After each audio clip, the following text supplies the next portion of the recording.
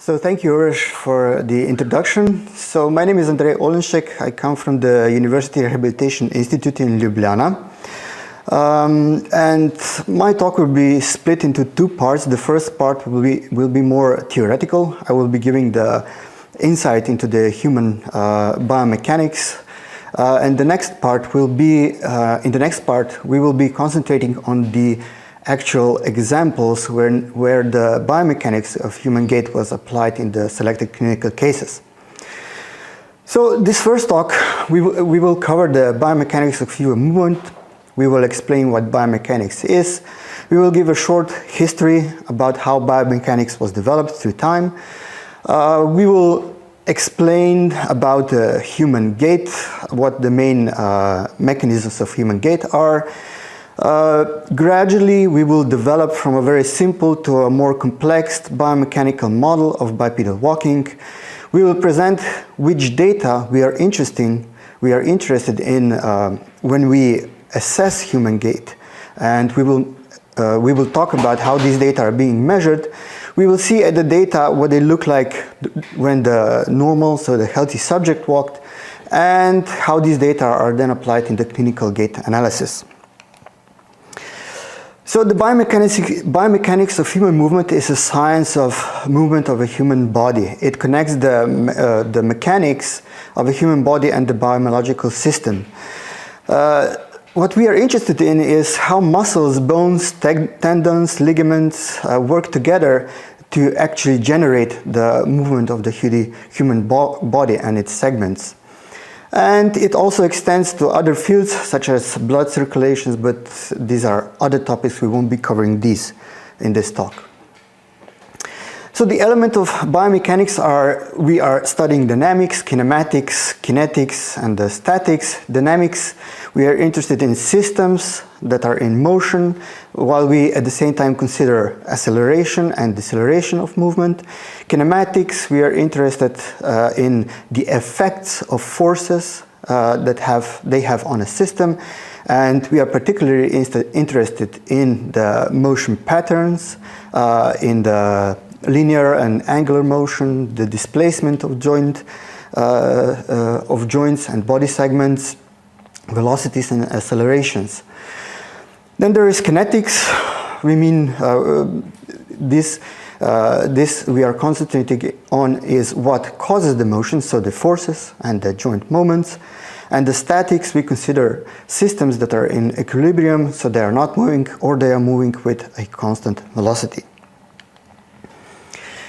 So there is a quite wide set of fields where the biomechanics is applicable. So in the ergonomics, where we study the biomechanics in human-machine interfaces, on workplaces. Particularly in sport, this is becoming even more interesting field because we are trying to use the movement analysis to increase the performance of the athletes.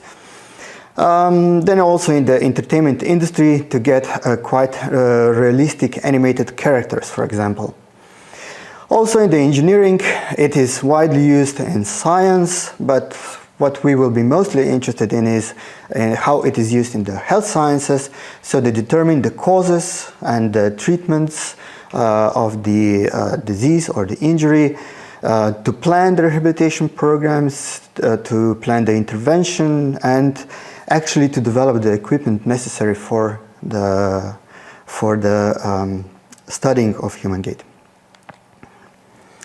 So let's give a short history how the biomechanics of human movement was developed over time.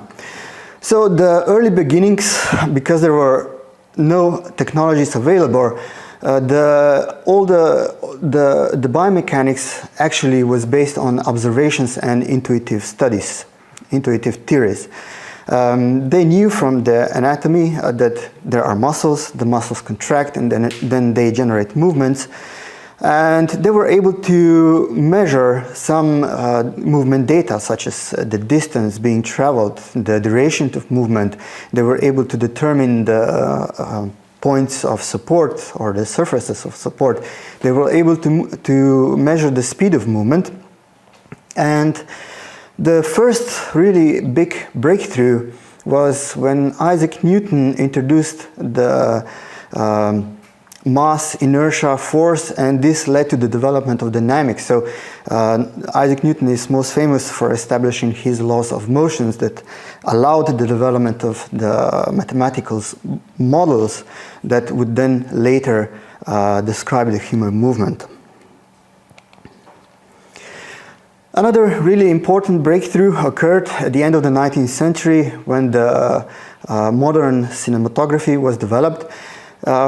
This allowed the researcher to actually take the new technology to take a series of photographs of a person during walking, and if the person was equipped with reflective, let's say, stripes, they got like stick diagrams which they can then later use to calculate joint angles. So these were early beginnings of the instrumented gait analysis. They soon realized that if they have more than one camera, so several cameras positioned in the space, that they can measure 3D positions of selected points on human body, and which led to the analysis of the 3D movement of the human body. So this is the beginning of the measurement of the 3D gait kinematics. So eventually there was a progress also in the field of the dynamometry, which allowed the researcher to measure the ground direction force, calculate the center of pressure, which today is the basis of the kinetics of human gait. Also the electromyography, which allowed the measurement when the muscles are being active throughout the gait, and they will soon be able to actually connect the muscle activation periods with the actual kinematics and the kinetics of the movement.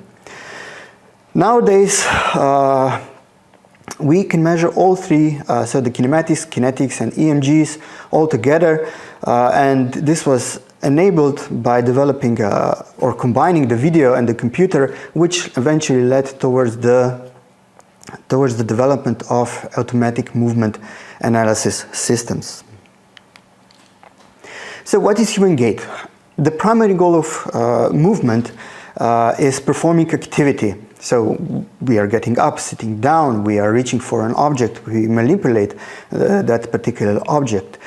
What we will be mostly interested in is that we move between points in space, so we walk or we run. Now there is also a secondary goal of movement, is that we want to maintain, as we move, a stable orientation of body segments while moving. So maintaining balance is also a part of the primary goals as well. So human gait is a primary way of human movement. It's bipedal, biphasic, it's cyclic. So bipedal, we move on two legs. It's biphasic, so we have alternating periods of support and the swing phase. It's cyclic, so we can segment the gait into gait cycles. So we have alternating periods of loading and unloading of the limbs. We have to ensure forward propulsions of the center of mass. We also have the accompanying movement of the other body segments, for example, arms. And one of the aims of the human gait is to optimize or minimize the energy consumption. So we try to conserve as much energy as possible throughout the gait. So human gait is quite significant in generally for the humans, because it enables many activities of daily living. Probably we cannot imagine sport without movement, and any social activities without movement. And also movement is a prerequisite for many vocations, so for many occupations. So we said that the gait is three-dimensional. So we can separate the movement into three planes: the sagittal plane, the frontal plane, and the transversal plane, depending from in which direction we look at the person during walking. So we said also that the human gait is a cyclical mechanism. So gait can be the stationary gait can be separated into gait cycles, and after one gait cycle completes, another gait cycle starts. So the gait cycle is basically split into two parts. First is the stance phase, and then there is a swing phase. The stance phase lasts approximately first 60% of the gait cycle, and the remaining 40% of the gait cycle is the swing phase. The gait cycle starts with the first double support. So for example, if you look at the green leg, which is the right leg, the gait cycle starts with the foot strike of the right leg. Then when the left leg leaves the ground, this is the end of the first double support, and the right side is in the single stance phase. When the left leg again hits the ground, the second double support starts, and when the right leg leaves the ground, then the second double support ends, and throughout the remaining of the gait cycle there is the swing phase. Swing phase ends with another foot strike of the right leg, and then this pattern repeats throughout the gait. So let's now try to develop a biomechanical model of human gait. So we will start very slow and gradually build on a simple model to develop a very simple bipedal model of human gait. So what we see here is a simple pendulum. It's a passive pendulum, so there is no energy being input into the system. There is a mass particle at the end of the weightless rod. If we displace the particle away from the bottom position, let's say to the left, and we leave it to swing freely from left to right and then returns back to the left, what we see that there is an exchange of energy. So at the top left position, for example, it has the maximal potential energy, but as it swings at the bottom position, it has the maximal kinetic energy. Somewhere in between, there is a combination of the kinetic energy and the potential energy. So what we have is this flow of energy from the potential energy to the kinetic energy. And if there is no energy dissipation, so if we assume ideal conditions, the mechanical energy of the simple pendulum is constant. It actually just changes shape, but the total energy is constant. So let's now try to set somewhat different conditions. Let's say that now we have a simple inverted pendulum. A simple inverted pendulum is attached at the ground. Again, we have a mass particle and a weightless rod, and let's say on the left side there is an initial kinetic energy which allows the pendulum to move towards the vertical. It passes the vertical position and then continues to falling to the other side, to the right side. So at the farmost left position, it has the maximal kinetic energy. As it approaches the vertical position, the kinetic energy reduces and the potential energy increases. At the top, there needs to be some kinetic energy if we want that the pendulum actually passes the vertical position, and then again the kinetic energy increases and the potential energy decreases. So again, if there is no energy dissipation, there is the total mechanical energy is constant. It again just flows from one to another, so between the kinetic and the potential energy. And this is the simplest model that we can define for a walking gait, for a gait during the stance phase. Of course, we need to add another leg. So let's combine two inverted pendulums and that alternatively support the body mass. So we again have a mass particle at the top of the both legs, and these two legs are now joined with a hip joint. Again, this is passive, so we don't have any motors or any movement generators. And we see that now, as the movement goes on, we see that we have alternating phases of stance and the swing. So first the one leg is in the stance phase, then it is in the swing phase, and the other is in the stance phase, and so on. So the stance leg actually provides the support for the mass particle, and the swing leg advances to the point of the next contact.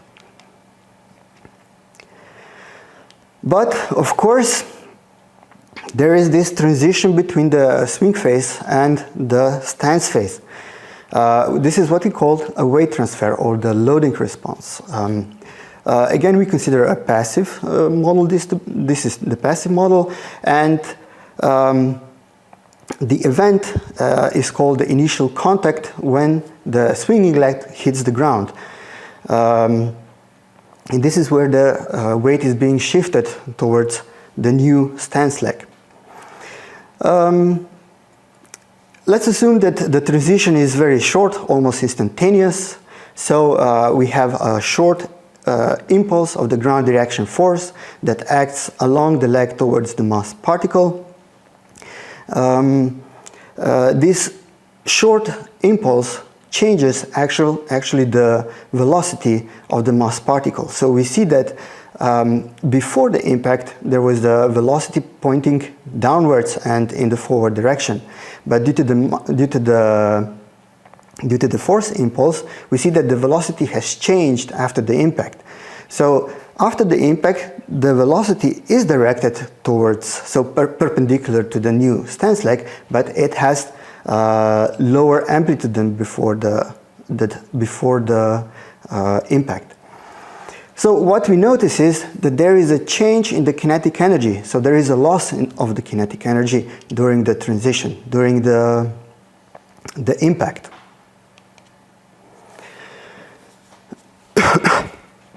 So nevertheless, we assume that there is enough velocity so that the mass particle can continue with the circular motion, but the force impulse actually decreases the mechanical energy. And as we know, the impact is a recurring event, so eventually the energy will run down. So the energy will be decreased to a point where there will be no more energy left, so that the mass particle will not be able to advance over the vertical position. So what we need is, we need to have some kind of energy input to recover the lost energy during the initial contact.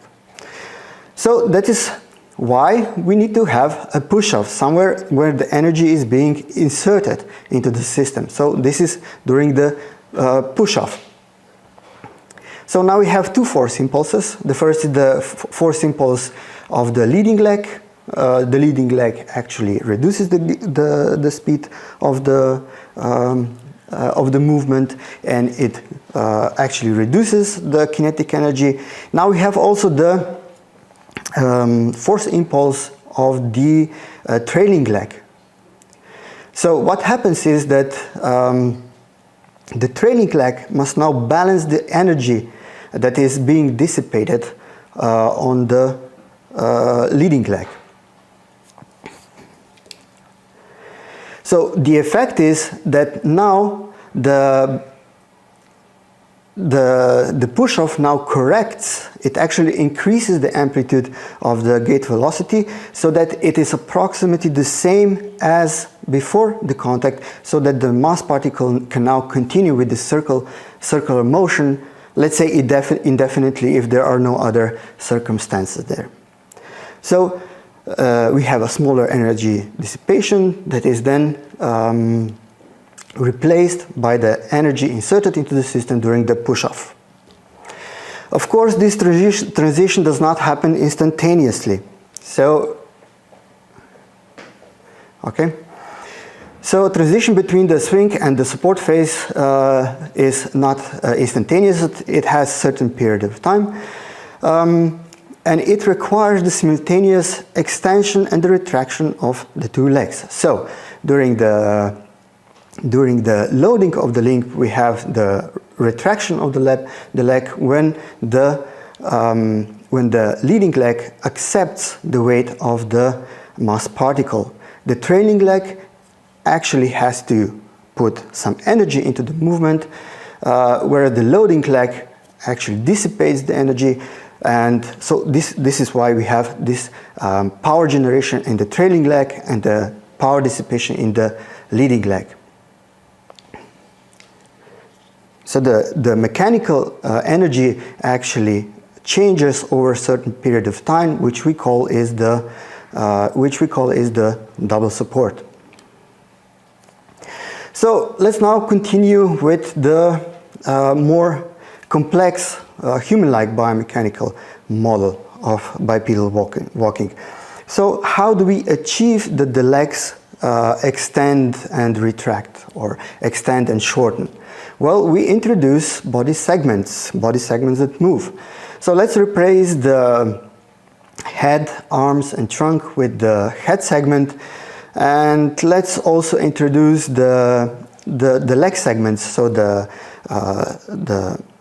two legs that are joined at the hip joint, then there is a thigh segment, shank segment and the foot segment. All of these are connected then with ankle and the knee joint. We also assume that, let's say, that the leg segments are massless, so this means that the center of mass is fixed relative to the position, relative to the head segment.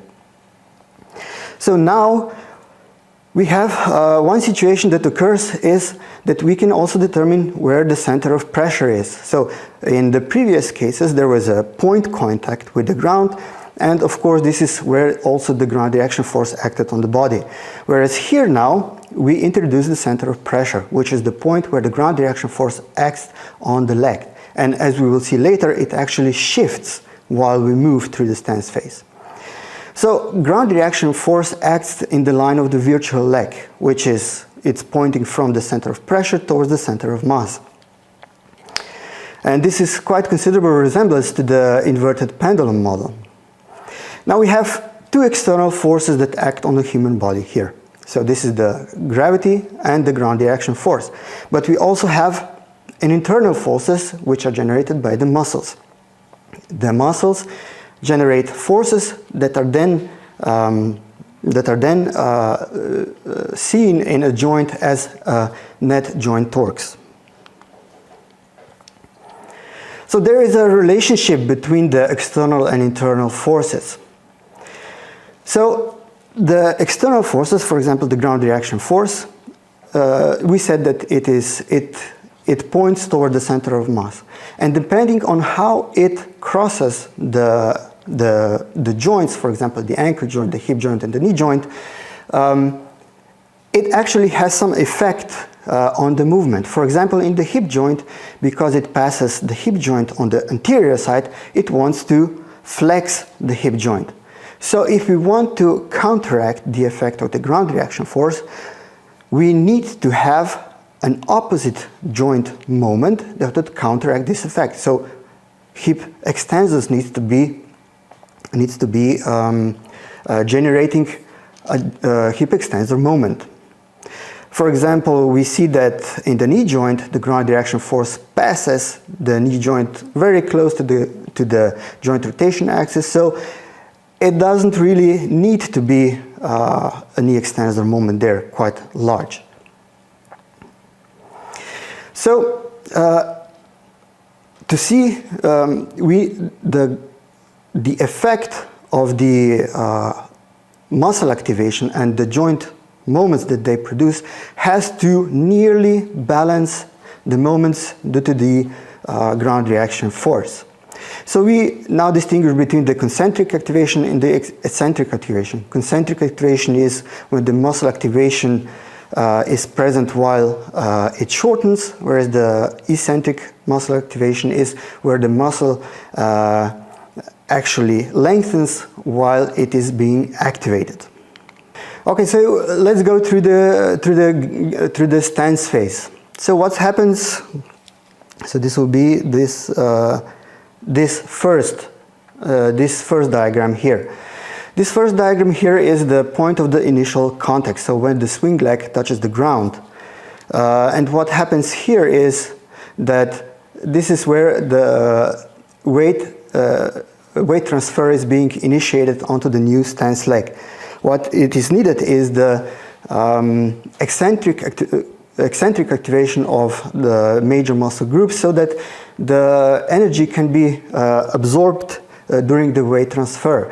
And this is marked with quite substantial knee extension moment, hip extension moment, and slight movement of the ankle dorsal flexors. So in this second diagram here, what we notice is that this is the loading response, where most of the weight has been shifted towards the leg in stance, and what we notice is that now there is a substantial knee extensor moment necessary to actually reverse the downward movement of the center of mass. So this is the peak of the energy absorption in the knee joint. And what we also notice is that the ground reaction actually shifts from the heel towards the ankle joint. In the middle of the support, the model acts as an inverted pendulum, so there is not a lot of joint moment needed during that mid-stance period. But at the end of the stance phase, what we need is the energy being replaced that will replace the energy that will be dissipated during the next foot strike. So what we need is an extension of the trailing leg, which puts a new energy into the system. So what is necessary is the quite significant moment in the ankle joint. So the plantar flexors are being quite active during this time. The pre-swing, this is the preparation for the swing phase, and what is required is the quite substantial hip flexion torque that actually initiates the swing in the forward direction. Also the extension of the knee joint, and as the ground reaction force shifts towards the toes, we need quite extensive ankle plantar flexor moment.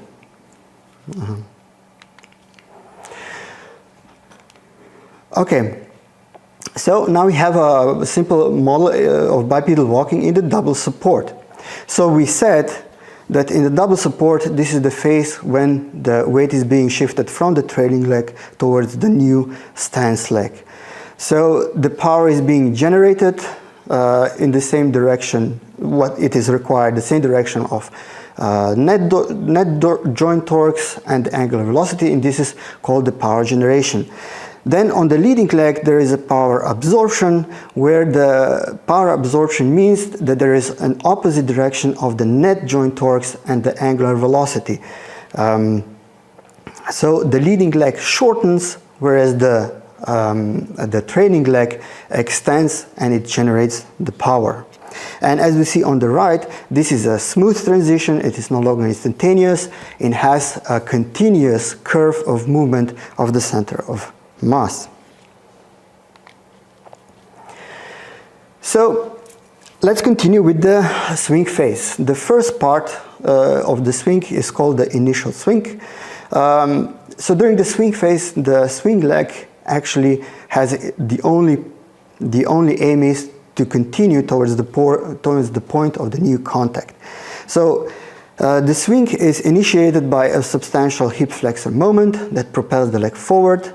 There is a knee extensor moment that arrests the increasing of the knee flexion during the pre-swing, and there is a ankle plantar dorsiflexion moment that actually lifts the foot off the ground so that we can ensure a foot clearance. So foot clearance is the very important goal of the swing phase, which enables us to progress towards the point of the new contact without hitting the ground. So in the mid-swing, the model behaves like a pendulum. So we call this movement as a ballistic movement. So almost no muscle activity is necessary to progress towards the point of the new contact, whereas at the end of the swing phase there is a terminal swing, which is again the preparation for the new contact. We have the eccentric activity of the hip extensors to decelerate the hip flexion, so we need to arrest the forward swing of the swing leg. We have eccentric activity of the knee flexors to decelerate the knee extension and to prepare the leg for the new contact. So now that we described these simple models of human gait, let's see how this movement is, which data we use to describe this movement. So we already said that the data are being split into several categories. So the gait kinematics, gait kinetics, electromyography. What we also measure is the spatiotemporal parameters of gait. So the gait kinematics focuses on joint angles, joint velocities, and accelerations. The gait kinetics, we measure the ground reaction forces. We can then calculate the center of pressure. Electromyography measures where the particular muscles are being activated throughout the gait cycles. And then we can connect all these three categories so that we can connect the muscle activation with the particular movement. We also get is spatiotemporal parameters of gait. So we consider human body as a kinematic chain of body segments connected by joints.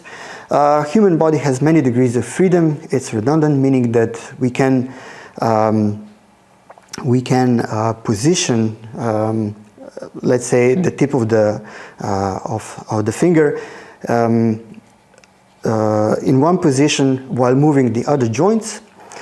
We are interested in movement of the center of mass and the movement of the body segments and joints. This particular, what we are interested in is the position of the segments and their relative position between the neighboring segments. This is what is called the joint angles, and then how fast these joints are moving. We use, there are several available technical solutions how we can measure the gait kinematics. Quite popular are the IMUs, the inertial measurement units. They're often integrated into the suits so that they can measure the whole body kinematics. One of the most important, probably, producers of the IMU suits is the X-Sense. Then there are contactless movement tracking systems that are either marker-based or they're image or video-based.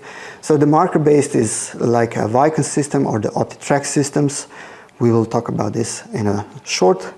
And there is a strong initiative to actually move away from the marker-based systems because they are quite time-consuming to place all the markers on the body of the subject. So that is why the research is going in the direction to be able to actually measure the gait kinematics based on the video alone. So the Vicon motion system is standard in the clinical gait analysis. It has a specifically designed marker placement protocols so that that can be followed all over the world, so that we can then compare the results between different research groups or the clinics.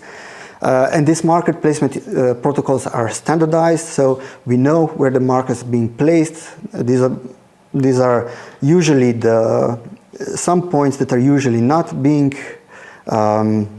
moved a lot when the muscles contract. We can record the full body kinematics, lower body kinematics, or the specific movement of any body segments. One of the marker placement protocols that are quite extensively used in clinical gait analysis is the plug-in gait marker placement.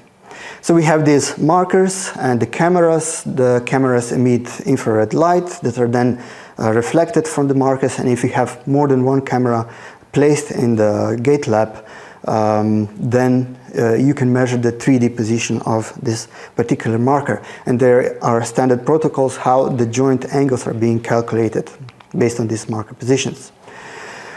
So the gait kinetics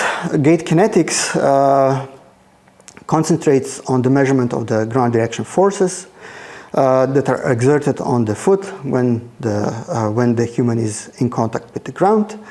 We can then measure or calculate the center of pressure, which is one of the quite important points on the human body, and these are then used to calculate net joint moments or torques and powers, which are actually the generators of the movement. There are quite a few options how to measure gait kinetics. First is the force platforms that are embedded in the walking surface. Usually there are multiple force platforms. And lately, quite an interesting solution is the instrumented treadmill, which has some advantages over the force platforms because we can measure a lot more steps compared to the force platforms. So this is the measuring of the force, ground reaction force. This is the result or the representation of the results that what we would get.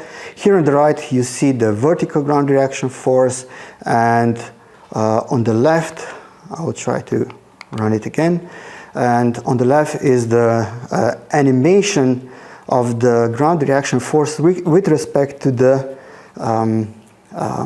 body joints. So after we use the markers to measure the gait kinematics, we also measure the anthropometric data of the human. We use the force platforms to measure the center of pressure and the ground reaction force, and all these are then combined into the gait model.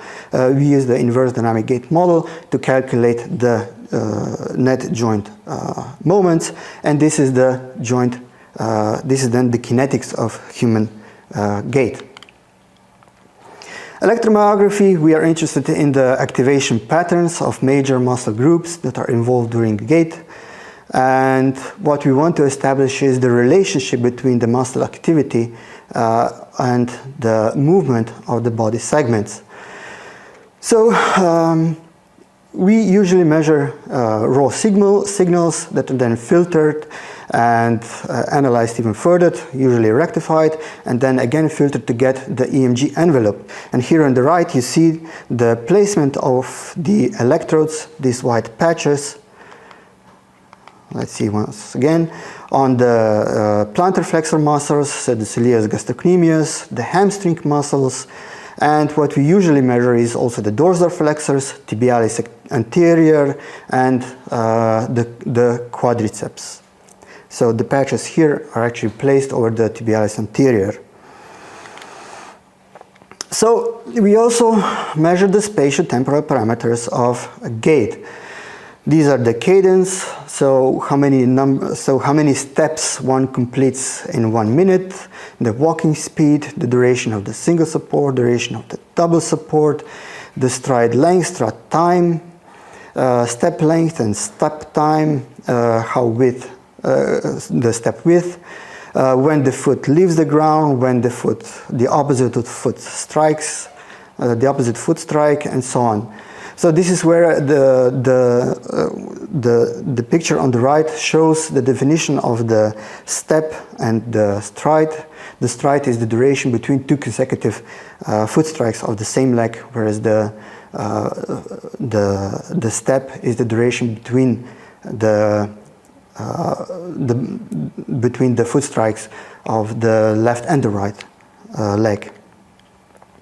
So combining all this information, the gait kinematics, the EMGs, the spatio-temporal parameters of gait, and the gait kinetics, these are all what actually constitutes the gait data. So we measure the gait data in the gait lab. What we try to achieve is that we measure the gait data during the stationary gait. What we instruct the patient that there needs to be a whole foot contact with the force plate, and multiple repetition of the multiple takes are being taken so that we can then average the data But what we also don't want to stimulate is that the subject aim the force plates. So for these reasons, they are somehow embedded into the walking surface or covered, so that the subject, when walking in the gait lab, cannot shorten or lengthen the step in order to hit the force plate. So after we collect all the data, we segment those data into gait cycles or the strides. So the gait cycle again is the interval between two consecutive strides, two consecutive foot strikes of the same limb. We average those data and generate a gait analysis report, and then it is up to the whole team that then interprets this data and try to reach the best conclusions. So this is how the measuring the gait would look like in a gait lab. So you see at the top there are Viking cameras. There are two force plates embedded in the floor. The patient here is equipped with the markers, the EMG electrodes, and usually there is a wireless EMG measuring system available there, and all these systems are synchronized so that we see at each point in time we see the relationship between the EMGs, between the gait kinematics, the gait kinetics, and the spatial temporal parameters of gait. So let's look at the data that we would get. So these are the spatial temporal parameters of gait. So we would get this table, the spatial temporal parameters of gait for the left side, for the right side. So we would get how long the single support lasts, how long the double support lasts, at what instance in the gait cycle there is a foot off of the opposite leg, when the stance leg ends, how long does the swing leg last, how long does the stance, how long does the swing phase last, how long does the stance phase last, and all these data are then being compared between the left and the right side to show whether there are some asymmetries. So all these data can be quite simply found in the graphs. So if we translate this data in this table onto the ground reaction force, the vertical component of the ground reaction force, we would get something like this. So the green stands for the right side, and the red stands for the left side, and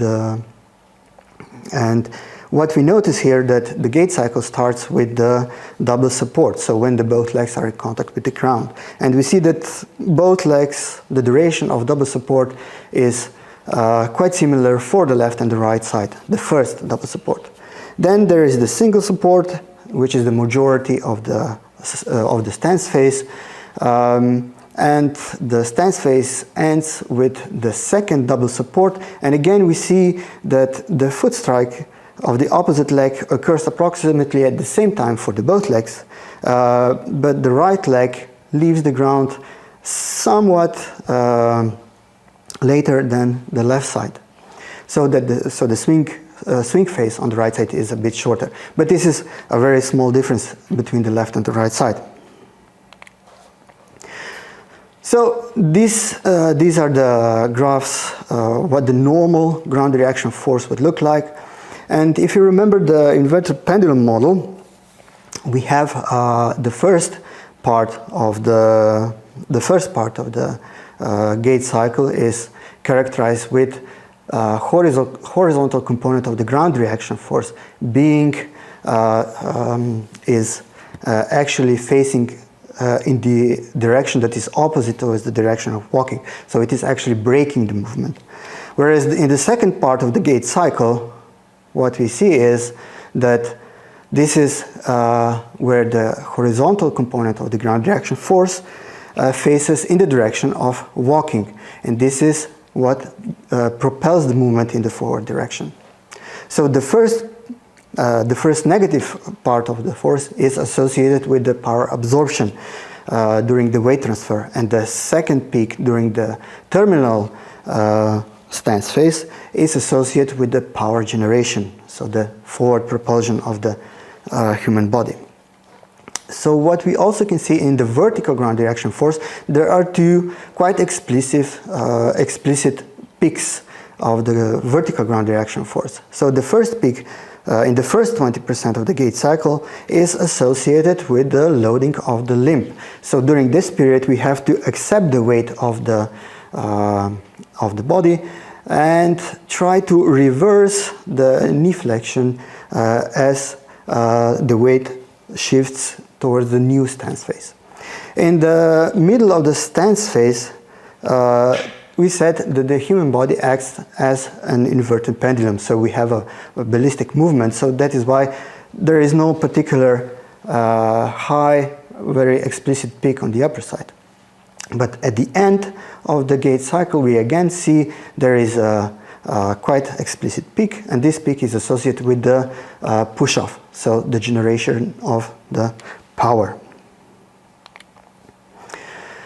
The center of pressure is something that we obtain from measurement of the ground reaction force. So again, usually during the gait,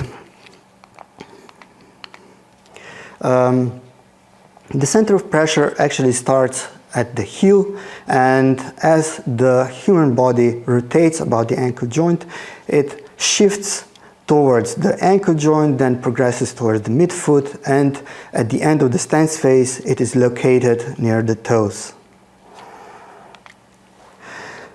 Okay, so now the gait kinematics and kinetics. There are quite a few of information here, but usually you would like to look at the all data, as many data as possible at once. That is why I joined all the data in this one slide. So the top line is the gait kinematics, so the hip joint, the knee joint, and the ankle joint, flexion extension, or the dorsal flexion, plantar flexion in the ankle joint. The middle row are the joint moments, so the hip flexion extension moment, the knee flexion extension moment, and the ankle plantar flexion, dorsal flexion moment. And the bottom line is the power generation and power absorptions for the three joints. So the power generation is the positive value, power absorption is the negative value. So we said that we have that gait cycle starts with the initial contact. During that initial contact, the hip is in quite significant hip flexion, and what is required is quite expressive hip extension moment to actually reverse the movement from the hip flexion towards the hip extension. And this is why we have a power generation here. In the knee joint, what we notice is that immediately after the initial contact, the knee flexion increases, and to reverse this trend, so to reverse to stop first the knee flexion to increase even furthermore, what we need is quite substantial knee extension moment, and this is associated with the power absorption here. So if you remember from the previous models of human gait, we said that during the weight acceptance phase, the leading leg, so the leg that comes into the stance phase, shortens, and this is where a lot of the flexion that reflects in the leg shortens is evident. So during the end, as we see here, the ankle joint at the time of the initial contact is approximately at neutral position. The contact is the first contact, initial contact, is made with the heel, and then as the foot drops on the ground in the first 10%, then the body, the human body, rotates about the ankle joint like a simple inverted pendulum. And during this period of time, so the mid-stance period, what we notice is that in all joints, there is, in the hip joint and the knee joint, in the middle stance, the joint moments are quite small. But in the ankle joint, the joint moment is increasing throughout the stance phase, Well, because the ground reaction force is shifting from the heel towards the midfoot and then towards the toes. And for this reason, the eccentric activity of the ankle plantar flexor is necessary, which results in the ankle absorption, in the power absorption in the ankle joint. Then in the end of the swing phase, we have a terminal stance where the majority of the push-off occurs. So the push-off phase is characterized with significant plantar flexor moment in the ankle joint. We reach the maximal dorsiflexion. Afterwards, the ankle joint rapidly shifts towards the plantar flexion, and this is where the power is being generated. We also notice that at the end of the stance phase, we notice that the leg is extended the most, the knee joint is extended the most. During the swing phase, the remaining 40% of the gait cycle, what we notice is that in the ankle, the foot is raised off the ground, which means that the ankle has to go towards the neutral position to ensure sufficient foot clearance for the swing leg not to hit the ground while it advances towards the point of the new contact. What we also notice that during the swing phase, there is a substantial knee flexion that assists to ensure sufficient foot clearance. And in the hip joint, what we notice that we have to have quite significant hip flexion moment that actually reverses the movement in the hip joint and initiates the forward movement of the swing leg. Electromyography, this is the graphs that you would usually get from measuring the EMGs. So the first graph on the left is the hamstring muscles. This one is active approximately immediately after the contact and just before the contact, immediately after the contact to reverse the movement of the hip joint and to keep the torso erect. And at the end of the gait cycle, when it assists in preparations for the next stance and to stop the forward swing of the leg. We notice that in the quadriceps muscle there is a quite significant activation during the loading response, which is quite in line with what we've been saying before. So the knee joint flexes to allow the weight to be transferred toward the leg that is becoming the new stance leg. There is quite so during the stance phase, we see that in the plantar flexors activity, we notice that the activity is being increased towards the stance phase. And this is because the ground reaction force gradually shifts towards the toes. And this is why we have this eccentric activity of the plantar flexors. The dorsal flexors, the tibialis anterior, is mostly active during the after the initial contact that controls how fast the foot will drop to the ground, and in the swing phase it actually lifts the foot off, so in the neutral position, so that it assists in ensuring the sufficient foot clearance in the gait cycle, in the swing phase. So how this is being used in the clinical gait analysis? So the clinical gait analysis is the process of recording and interpreting biomechanical gait data. We have quite standardized protocols how the data are being gathered.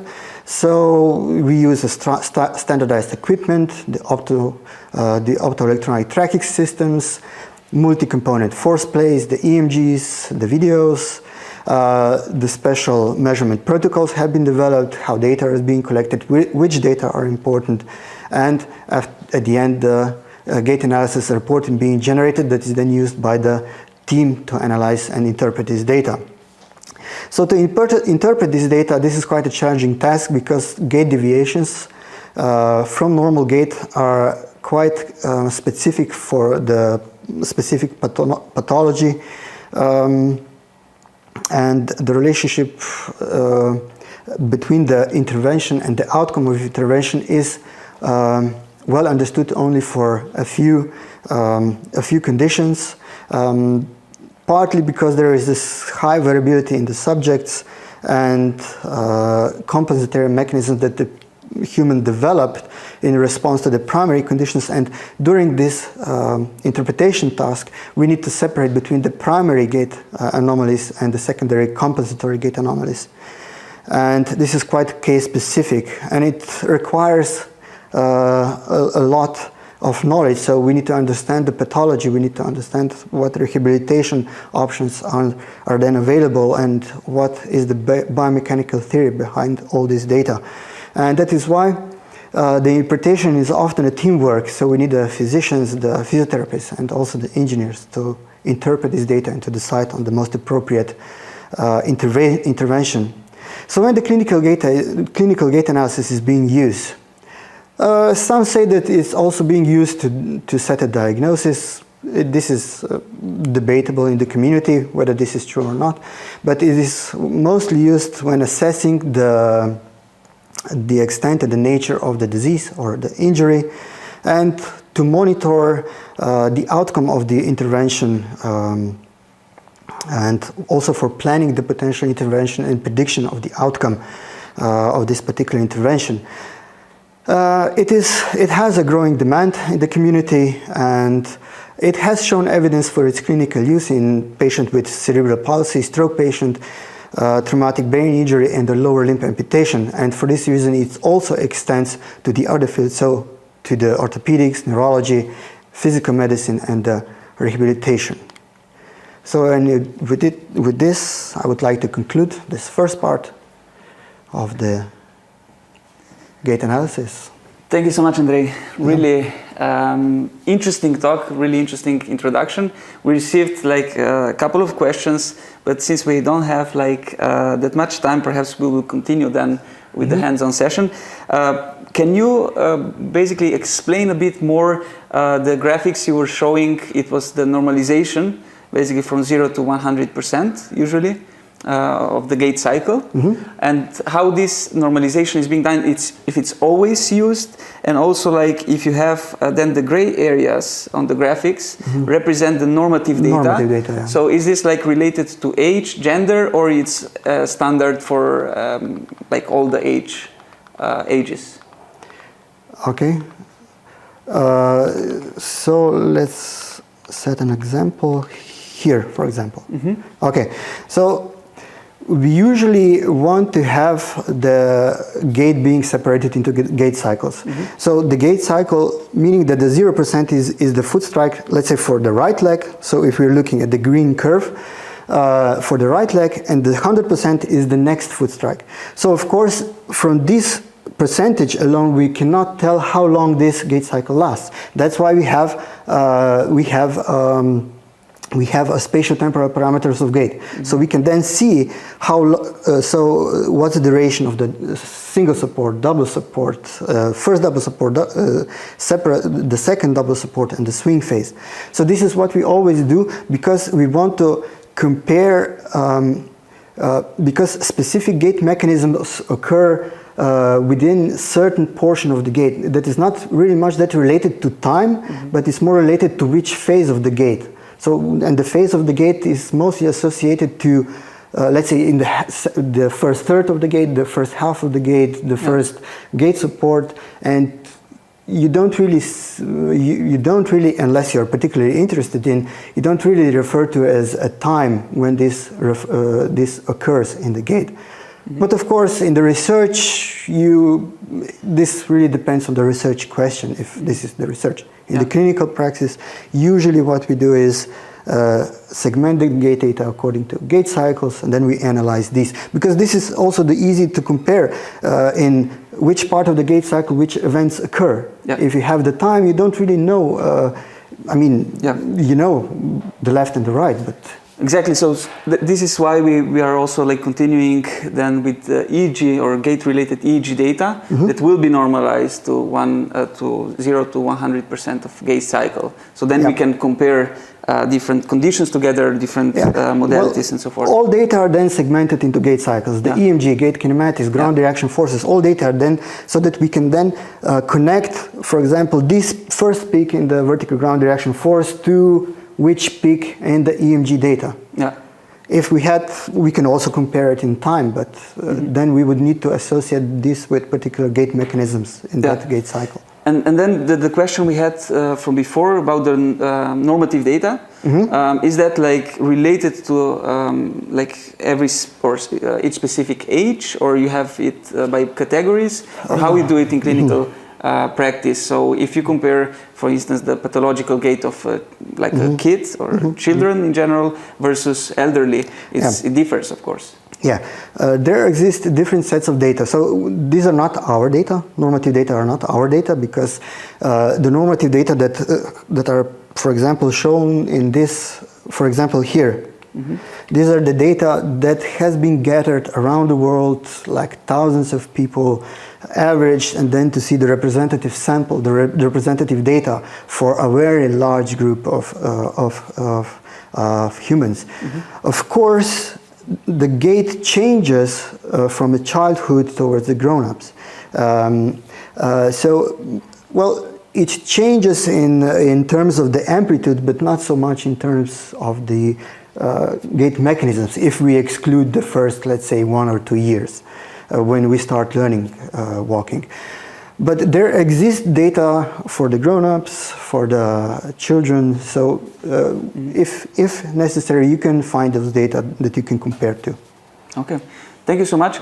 I guess there will be like also discussion regarding why we are analyzing only ground reaction force or lower limbs in general, not taking into account like the arm swings or the head positions. These are all the questions I think we can stress out later on and are related to mobile brain body imaging in general to understand how this complex behavior is basically related to then activational patterns of the brain, for instance. So with that, I think I can close this first session, and then we take a short coffee break, and then we continue in 10 minutes from now. Okay? Thank you so much.